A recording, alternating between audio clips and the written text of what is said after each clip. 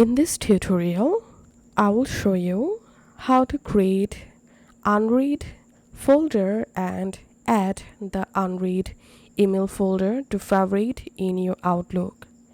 So as you can see right now, I'm in my Outlook and here is my favorite folder. And now I will show you how to create an unread email folder and add the folder into this favorite section.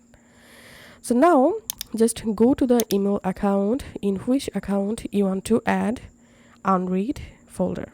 Now just right click on search folders and click on new search folder, and here you will find unread mail. Just select it and click on OK,